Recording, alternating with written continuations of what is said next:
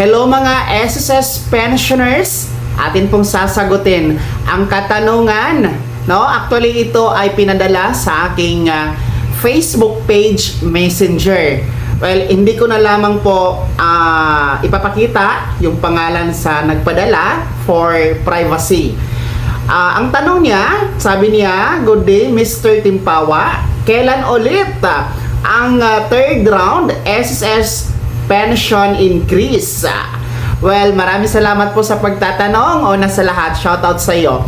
Well, ang pension increase natin under the pension reform program, no?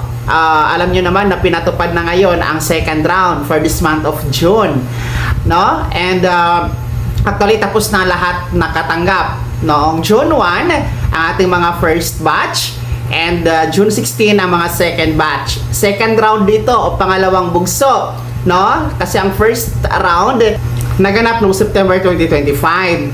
So sa ilalim ito ng pension reform program.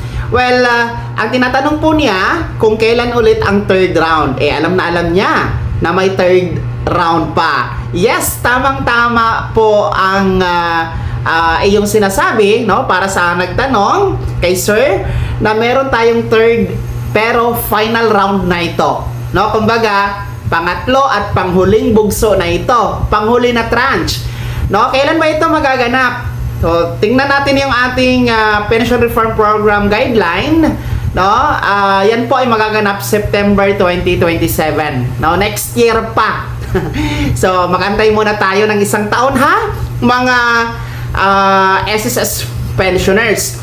Well, ngayong third round, no, sa final tranche, ngayong September 2027, ay magdiriwang tayo niyan ng 39th anniversary ng SSS. Kasi this year, 2026, ngayong September, ay ika-38 years po ang anibersaryo ng SSS, no? Dapat sana September pa ang ating second round pension increase. Kaso lang pinaaga ito ngayong June para makatulong sa panahon ngayon na crisis. Okay? Kaya po sa nagtanong, no, kung kailan ang third round ng pension increase na SSS, yun malinaw na malinaw. No, September 2027 ayon sa pension reform program guidelines, no? And sa mga nagtatanong din na baka po pwede ito mas maaga ibigay, no? Pareho ngayong buwan ng June 2026 yung second round. Hindi natin alam kasi nga case to case basis naman yan, no? Napaaga lang talaga tayo ngayon sa second round instead of September, naging June dahil nga nataon na giyera sa Middle East, no? Krisis sa langis, mataas ang presyo ng langis, apektado na kasi domino effect yan. Nagtataasan ang pangunahing mabilihin. Kaya nais ng SSS na makatulong ang dagdag pensyon sa mas maagang releasing schedule. So, let's pray na matapos na ang gulo, no? Wag na nating pangarapin na mapaaga ito by next year 2027, no? Pero may gulo naman, 'di ba, no? Let's pray for the peace, no? Kapayapaan. Nang sa ganun ay tuloy-tuloy ating pamumuhay, mga ka-vlogs, okay? And then dagdag ko lang din po ha sa mga magpensyon simula noong June 1 hanggang August 31, 2026. Huwag kayong mag-alala, no? Meron kayong pension increase pero September nyo pa matatanggap yan, ha?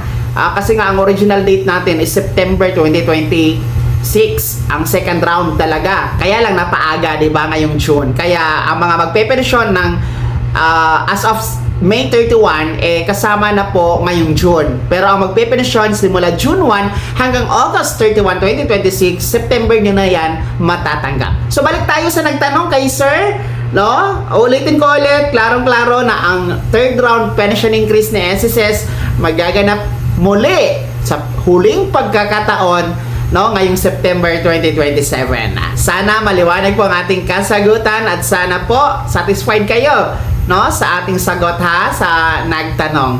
Kaya naman mga SSS pensioners, kayo din ba ay inaantay na bago pa lang na-release ang second round? Kayo ba ay inyo nang inaantay ang third round? 1 year pa. Ibahagi niyo po ang inyong reaction at komento Ang nais ko rin itanong kung nakatanggap na ba lahat ng pension increase ngayong June na buwan, no? At sino sa inyo dito ang wala talagang natanggap, no, na pension increase? Ibahagi niyo po sa comment section na nasa baba.